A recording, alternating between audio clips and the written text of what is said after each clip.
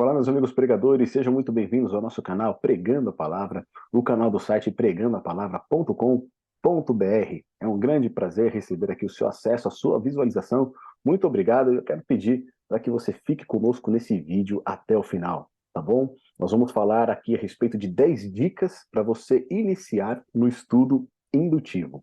Num vídeo anterior aqui, a gente falou a respeito do estudo indutivo, tá certo? Como que esse estudo ele revoluciona a nossa comunhão com Deus, como esse estudo ele nos auxilia a encontrar o ponto principal do texto bíblico, a nos preparar para a pregação. Na verdade, o estudo indutivo ele é um passo anterior à preparação do sermão, tá bom? Então, se você ainda não viu esse vídeo a respeito do estudo indutivo, acesse ele aqui que eu deixei no card para você. E hoje eu quero te dar 10 dicas para você começar neste estudo indutivo. Então, peço que você deixe aqui o seu like, faça o seu comentário, se inscreva no nosso canal e compartilhe aqui os nossos vídeos, os nossos conteúdos com os amigos que têm prazer aí nesse tema da pregação bíblica e expositiva. Tá bom? Esse artigo aqui com essas 10 dicas, ele está aqui no nosso site, eu vou deixar a descrição aqui embaixo para depois você conferir, para depois você acompanhar no detalhe essas 10 dicas. Mas basicamente, meus amigos, o que ele vai tratar para a gente essas 10 dicas? O primeiro ponto aqui, a primeira dica para você iniciar no estudo indutivo, ou seja, o estudo no qual você é levado a entender qual que é o ponto principal, qual que é a lição ali que Deus quer apresentar para a sua vida. A primeira dica é: separe momentos sem distrações para ler a Bíblia, tá bom? No mundo hoje que a gente vive, é um mundo corrido, né? O celular ali ele não para de apresentar notificações, são as redes sociais, é o WhatsApp. E quando nós vamos ter esse contato com a palavra de Deus, é essencial que nós estejamos num ambiente onde a gente possa estar completamente imerso na palavra de Deus. Então é importante que você não tenha distrações, é importante que ninguém fique te chamando ali, te interrompendo nesse momento, que o seu celular ele fique desligado para que você possa, de fato, desfrutar dessa íntima companhia com Deus, tá bom? Então separe um lugar onde você sabe que ninguém vai te incomodar, num horário também que você sabe que ninguém vai te incomodar, de preferência logo pela manhã, né, levantando antes ali dos seus familiares, ou até mesmo no final do dia, mas separe um momento em que você não vai ser interrompido, tá bom?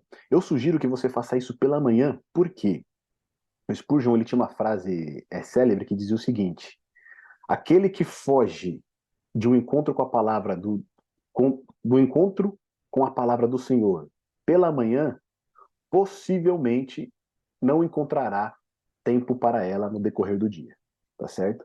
Então, se você deixar de lado a palavra de Deus logo pela manhã, dificilmente no decorrer do dia aí você vai ter tempo para a palavra do Senhor. Então, eu sugiro que você faça isso logo pela manhã, inclusive porque a palavra de Deus, ela vai te fortalecer e vai te dar sabedoria para você enfrentar as dificuldades do dia a dia, tá bom? Então, separe esse momento logo pela manhã, na primeira hora do dia, para dedicar ao nosso bom Deus. Então, a primeira dica é essa: separar um lugar exclusivo, um lugar ali tranquilo, onde você não vai ser interrompido, onde você não vai ter distrações.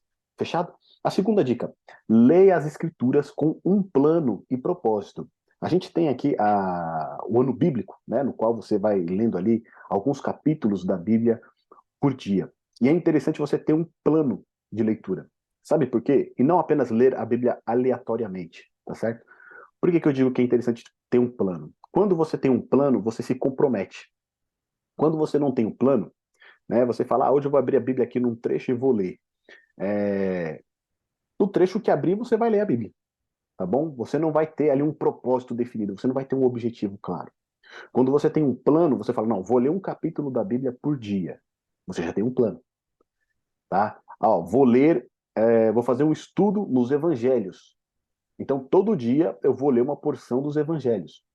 Então você tem um plano, você tem um propósito. Quando você tem um plano e você tem um propósito, você se compromete a fazer essa leitura, a fazer esse estudo regular todos os dias, tá bom? Quando você não tem um plano, aí um dia você lê, outro dia você não lê, né? Passa às vezes uma semana sem ler. Então tem um plano. Seja ele um plano anual, seja ele um plano de ler o Antigo Testamento, por exemplo, o Pentateuco, ou vou fazer uma leitura agora nos Salmos, num livro da Bíblia, né? Provérbios, vou fazer uma leitura de repente nas epístolas. Tenha um plano, tá bom? para que você possa ter um propósito, para que você tenha um objetivo no seu estudo e que você se comprometa com ele. A terceira dica que eu quero dar para vocês aqui é: prepare para o estudo com oração. Tá bom? Sem oração, nós somos incapazes de compreender aquilo que o Espírito Santo inspirou os autores a escrever e para que nós possamos entender também o que foi escrito. Nós precisamos da oração, precisamos da iluminação do Espírito Santo para que nós possamos compreender essas palavras e essas palavras fiquem gravadas no nosso coração. Portanto, o estudo, ele exige oração. Inclusive, se antes do estudo você quiser, de repente, fazer uma leitura em um salmo, né, para abrir o seu coração, para preparar a sua mente para compreender a palavra de Deus, principalmente o Salmo 119, onde vai falar a respeito da palavra de Deus, ali você pode fazer uma meditação antes de iniciar o seu estudo, tá bom? Mas sempre se preparando com oração. A quarta dica que eu tenho aqui é: leia a Bíblia com paciência e atenção. A gente já disse que o estudo indutivo, ele compreende 3 verbos, tá bom? Observar, interpretar e aplicar.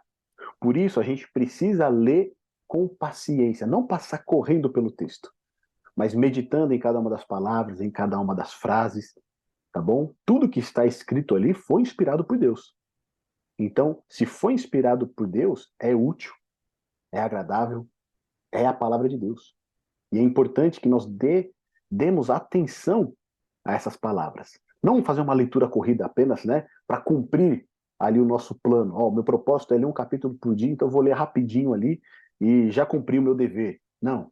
Leia com paciência, com atenção, anote, né, algumas questões que são ali importantes para você, que você percebeu no texto. Sempre, quando você for fazer este estudo, tem ali um papel do lado, né, um caderno, para você ir anotando as impressões, o que Deus está falando com você enquanto você lê e medita no texto. Você vai perceber que vários trechos da Bíblia que já são familiares para você, quando você lê com atenção, com paciência, você descobre algo novo, tá certo? Você descobre uma conexão nova, o Espírito Santo ele te ilumina e leva a sua atenção para algo que muitas vezes você passou batido ali e não percebeu nas vezes anteriores que você viu esse texto. Tá bom? Então, leia com paciência, com atenção, meditando na palavra de Deus. A quinta dica: faça boas perguntas para o texto. Tá certo? Você pergunta para o texto te responde. Então, nós falamos que uma das fases do estudo indutivo é a observação, é a primeira fase. Ali você precisa perguntar para o texto: quem são as pessoas, o que está acontecendo, quando que está acontecendo, em que local, por quê, como, tá bom? Então você tem que fazer essas perguntas para o texto para poder entender melhor qual o significado dele, o que Deus está querendo dizer para você. A sexta dica que eu tenho aqui é: estude palavras que se repetem e temas chaves, tá bom? Temas chaves são as palavras importantes, ou palavras que têm um grande significado teológico, né? Por exemplo, expiação, santificação, salvação. Então, várias palavras elas têm um profundo significado teológico: pecado, tá? Ressurreição. Então, essas palavras elas são importantes. Quando elas se encontram no texto, ali provavelmente elas estão dirigindo a nossa atenção para esse tema tão importante. Uma outra maneira da gente identificar os pontos principais do texto são as palavras que se repetem, tá? E aí, o que eu digo para vocês? A Bíblia é um livro sagrado, mas é um livro, tá bom? O livro em si, o material, né, ele não é sagrado. O que é sagrado são as palavras que estão ali, são as palavras de Deus, são os ensinamentos. Então, como livro, você pode anotar na Bíblia, você pode sublinhar a Bíblia, tá certo? Escrever na Bíblia, não tem nenhum problema com relação a isso, e até mesmo útil.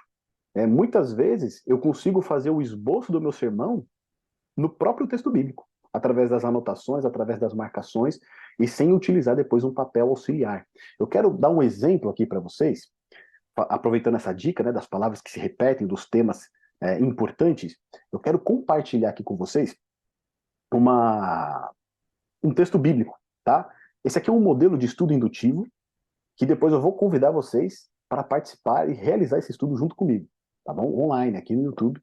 Mas eu quero só compartilhar com vocês aqui uma visão de como é importante a gente ver as palavras-chave, as palavras que são que tem profundo significado teológico, tá? Esse exemplo aqui, essa ficha aqui, é um exemplo de estudo indutivo, tá bom? Então a gente tem aqui do lado esquerdo o nosso texto bíblico e do lado direito a gente tem as perguntas que são feitas no processo do estudo indutivo, que é observar, interpretar e aplicar. Então, só um exemplo aqui para vocês verem. Olha para o texto bíblico à sua esquerda. Olha as palavras que se repetem.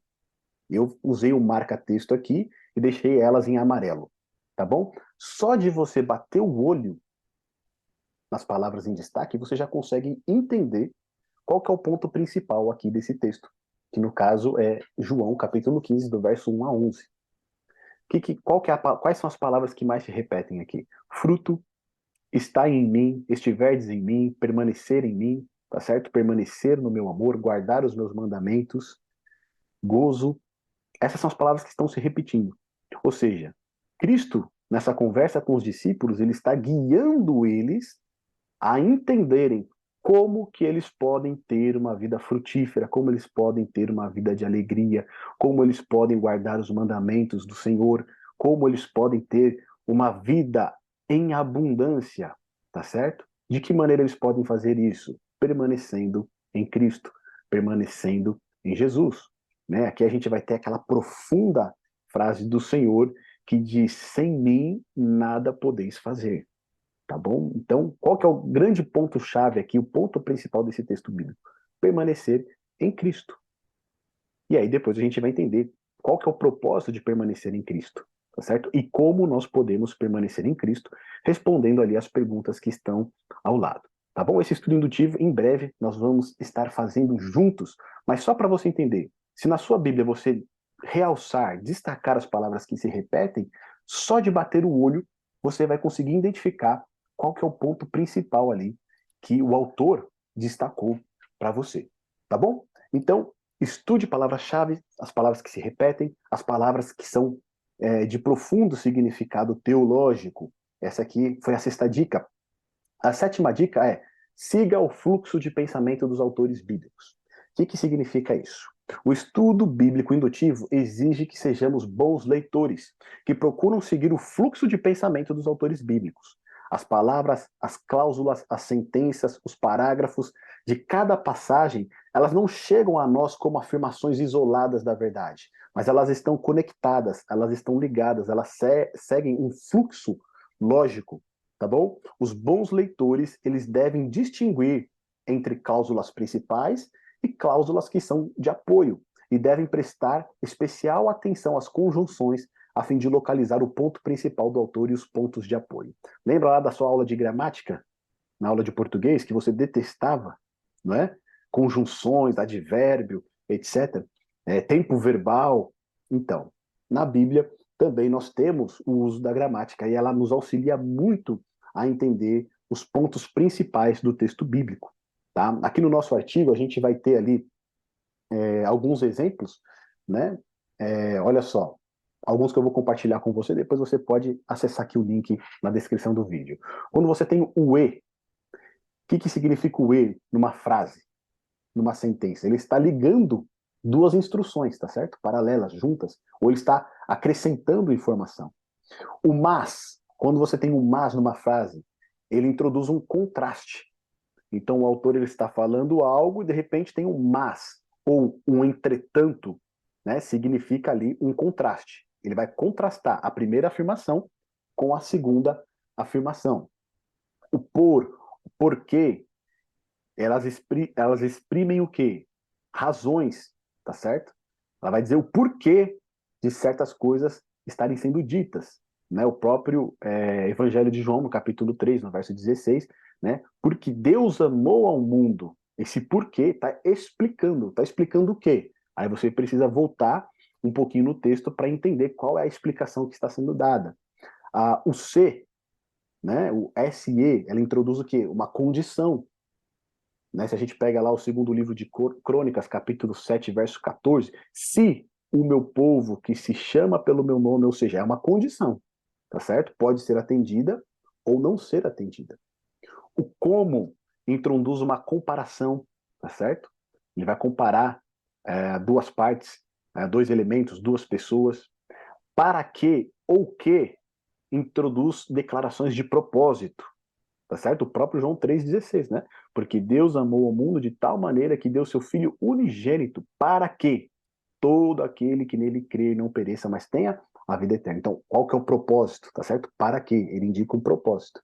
Então, todas essas, né, conjunções que nós temos aí, elas servem para a gente entender, né, qual que é o ponto principal do texto bíblico, tá bom? E é importante você conhecer elas, porque quando você for estudando o texto, você já vai entendendo qual que é o propósito do autor ao escrever aquela sentença. A oitava dica que eu tenho aqui para vocês é: consulte referências cruzadas para interpretar escritura com escritura, tá bom? Eu já disse aqui que as Bíblias de estudo, elas são boas, mas eu prefiro recomendar para você uma Bíblia com referência cruzada do que uma Bíblia de estudo, porque a Bíblia de estudo já vai vir com a interpretação, tá certo? Se você tem uma Bíblia com referência cruzada, aquela passagem em questão, ela vai apontar para uma outra passagem bíblica e você vai, dentro da própria Bíblia, chegar à interpretação correta. Tá bom? Então sempre compare textos, né, uns com os outros. A nona dica: conecte cada texto aos evangelhos e também à história mais ampla da Bíblia. Então, depois que você estudou um determinado texto, como esse texto ele está conectado com o evangelho? Ou a pergunta que nós fazemos, né? Como que eu enxergo Cristo nesse texto? Nós temos um vídeo aqui que a gente fala como encontrar Cristo, né, nas Escrituras, que é muito interessante, vale a pena você dar uma conferida depois dele, tá bom? Então, aquele texto que você leu, como é que ele está conectado com o Evangelho? Como é que ele está conectado com Cristo? Como é que ele está conectado com a história da redenção? Tá bom? Como que esse texto aqui, ele aponta para Cristo na sua missão de resgatar esse mundo caído. Então, você sempre precisa conectar o seu texto com o Evangelho, com Cristo, com o plano da salvação. Tá bom? Ele não pode estar isolado, porque toda a Bíblia ela testemunha a respeito de Cristo. E a 10ª dica e última: transforme o texto que você está estudando em uma oração. Tá bom? Depois de você fazer esse estudo, fazer essas perguntas, compreender o real significado do texto bíblico, transforme agora esse estudo numa oração. Peça para que o Senhor te dirija, que o Espírito Santo grave essas palavras no seu coração e que, principalmente, aquilo que o Senhor pede para que você faça nesse texto, você consiga, pela graça de Cristo, realizar conforme a vontade dele. Tá bom? Então a gente começa o estudo com uma oração, termina o estudo também com uma oração, pedindo ali para que o Senhor faça essa transformação na nossa vida. Meus amigos, conta para mim aqui nos comentários o que vocês acharam dessas 10 dicas para o estudo indutivo. Eu vou deixar o link para este artigo aqui no nosso site para você depois dar uma olhada, se você quiser imprimir também. E em breve nós iremos fazer um estudo indutivo juntos, tá bom? Eu quero convidar você a participar conosco. Deixa aqui nos comentários também, caso você tenha interesse de participar desse estudo online aqui pelo YouTube. Meus amigos, continuem pregando. Deus achou por bem salvar os que creem por meio da loucura da pregação. Que Deus te abençoe.